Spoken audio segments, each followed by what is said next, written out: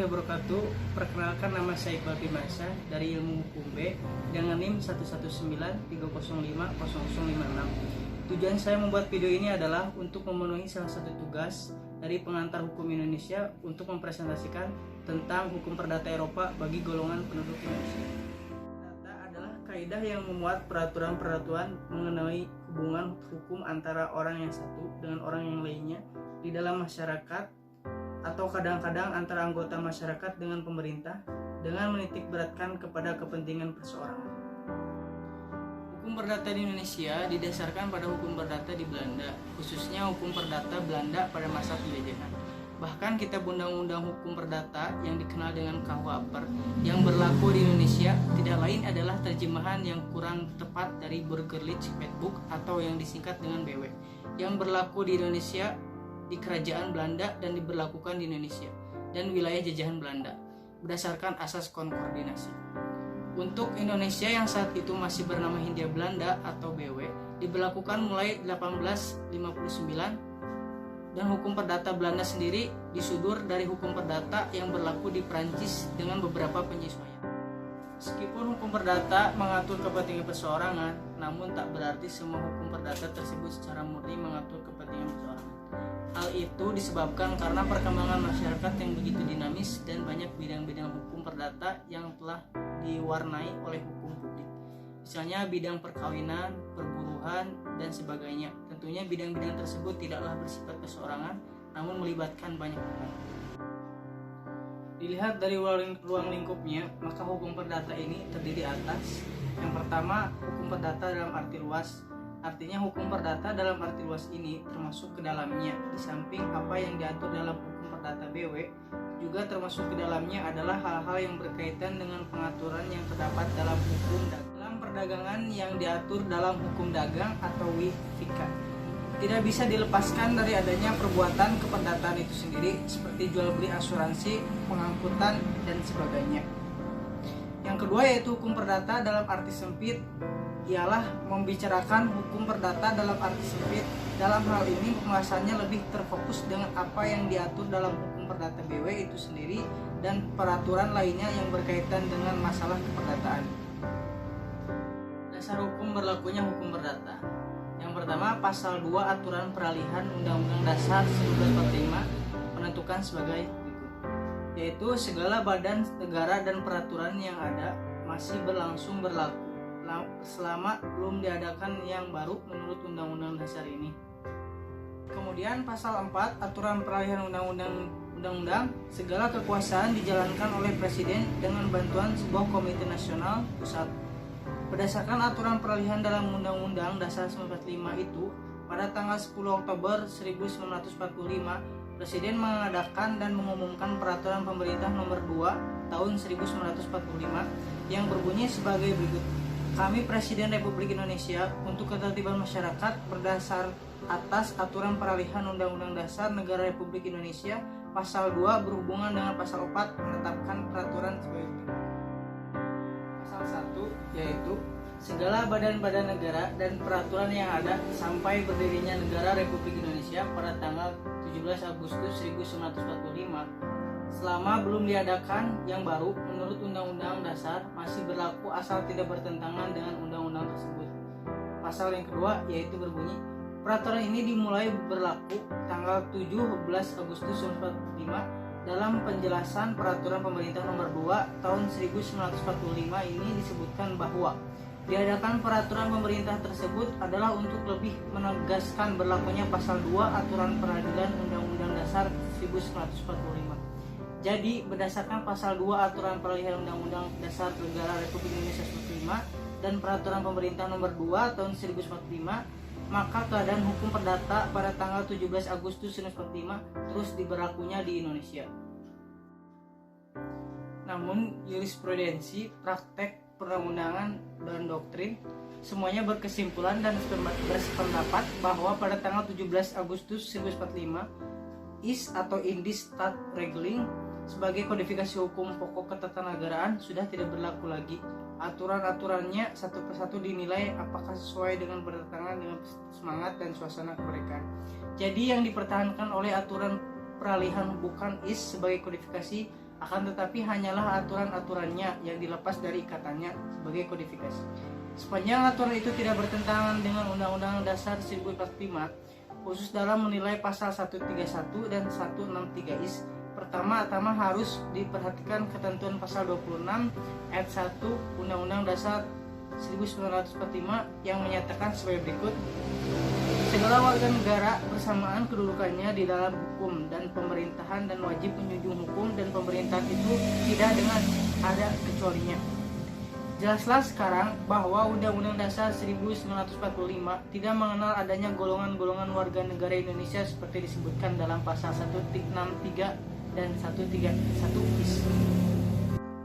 Selanjutnya, khusus mengenai percatatan sipil, pada tanggal 27 Desember 1966 lahir Instruksi Presiden nomor 31 /UI /in /1966 yang isinya antara lain menentukan: yang pertama, sambil menunggu dikeluarkannya Undang-Undang Catatan Sipil yang bersifat nasional, janganlah menggunakan penggolongan penduduk Indonesia berdasarkan pasal 131 dan pasal 163 is. Yang kedua, selanjutnya kantor catatan sipil di Indonesia terbuka bagi seluruh Indonesia dan hanya membedakan antara warga negara Indonesia dan orang asing.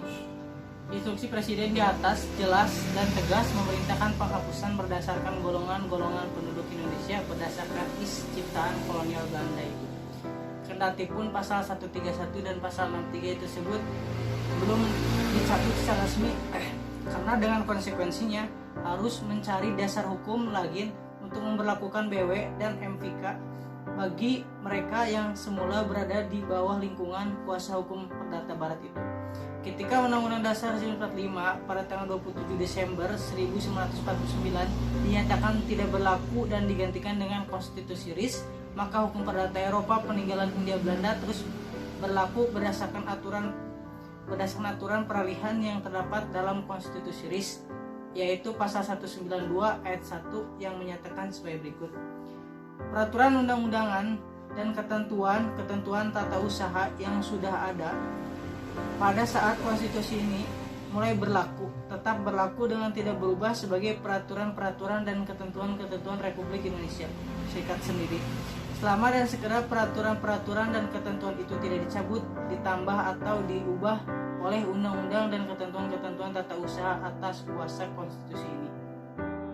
Kemudian ketika Konstitusi RIS pada tanggal 17 Agustus 1950 tidak berlaku lagi dan diganti dengan Undang-Undang Dasar sementara 1950, hukum Perdata Eropa dilanjut berlakunya berdasarkan pasal 142 ketentuan peralihan Undang-Undang Dasar sementara 1950 yang menyatakan peraturan undang-undang dan ketentuan-ketentuan tata usaha yang sudah ada pada tanggal 17 Agustus 1945 tetap berlaku dan tidak berubah sebagai peraturan-peraturan dan ketentuan itu tidak dicabut, ditambah atau diubah oleh undang-undang dan ketentuan-ketentuan tata usaha atas kuasa Undang-Undang Dasar ini.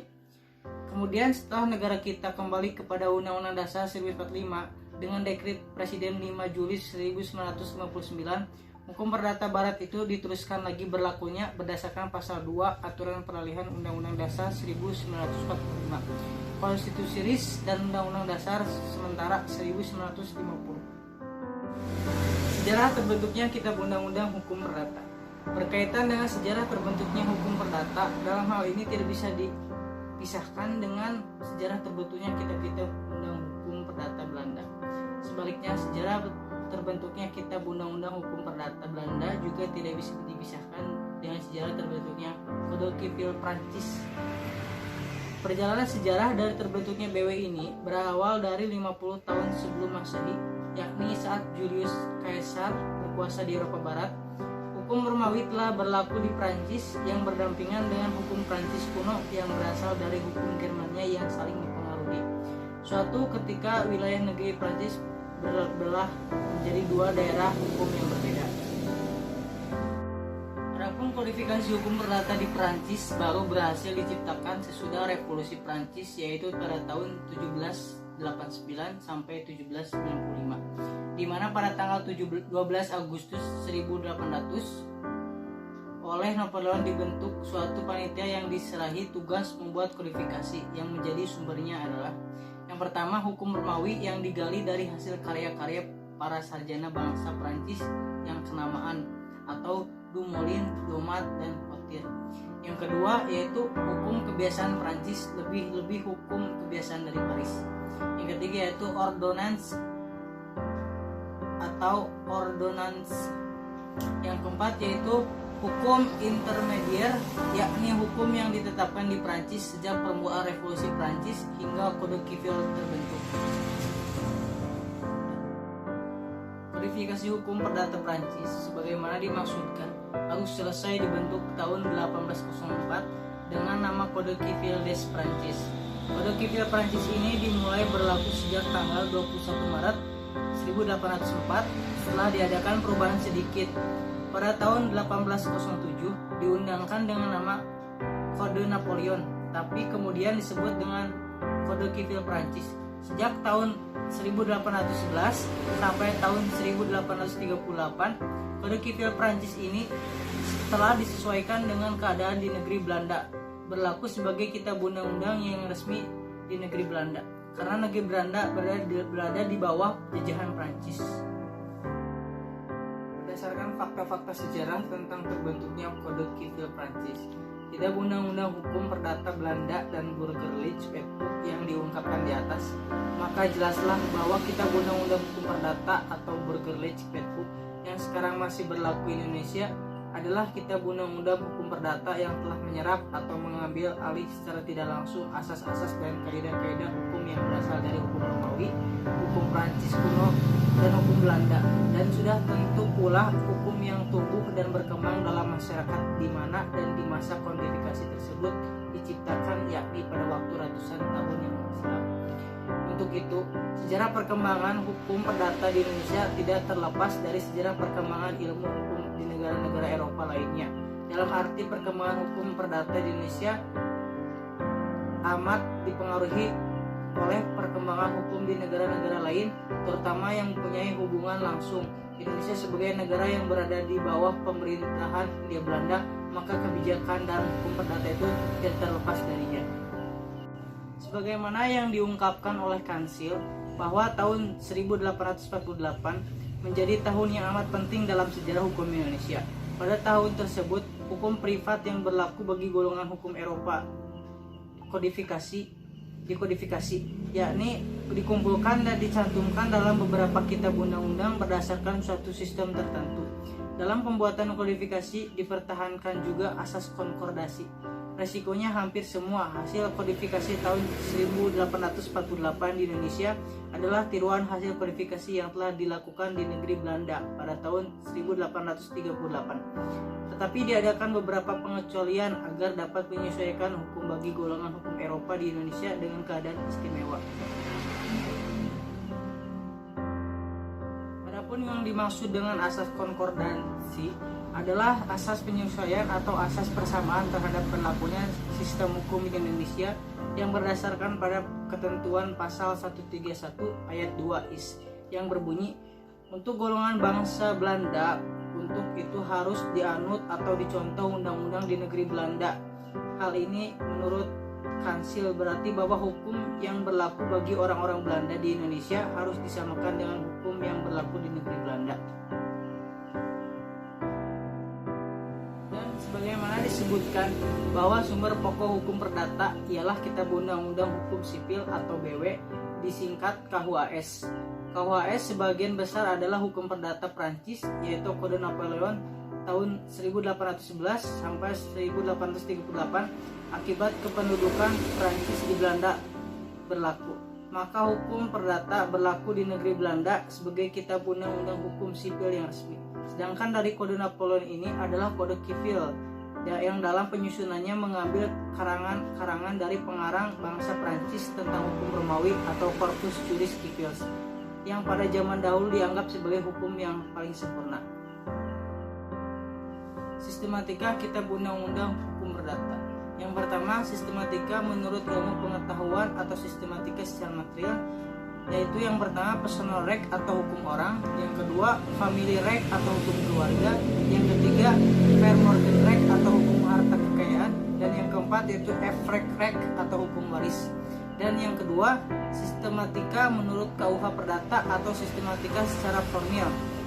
Yang pertama, buku pertama tentang orang atau van person, dan buku kedua tentang benda atau van zaken, buku ketiga tentang perikatan atau van Bertenissen, yang keempat buku 4 tentang bukti dan daluarsa atau van Berwich dan van Verjaring. Sungguhnya hukum di Indonesia merupakan campuran dari sistem hukum Eropa, hukum agama, dan hukum adat.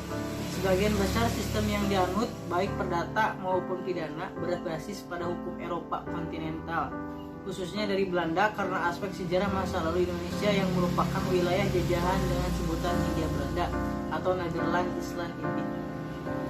Hukum agama karena sebagian besar masyarakat Indonesia menganut Islam, maka dominasi hukum atau syariat Islam lebih banyak, terutama di bidang perkawinan, kekeluargaan, dan warisan. Selain itu, Indonesia juga berlaku sistem hukum adat yang diserap dan dalam perundang-undangan atau jurisprudensi yang merupakan penerusan dari aturan-aturan setempat dari masyarakat budaya yang ada di wilayah Nusantara. Asas-asas dalam hukum perdata.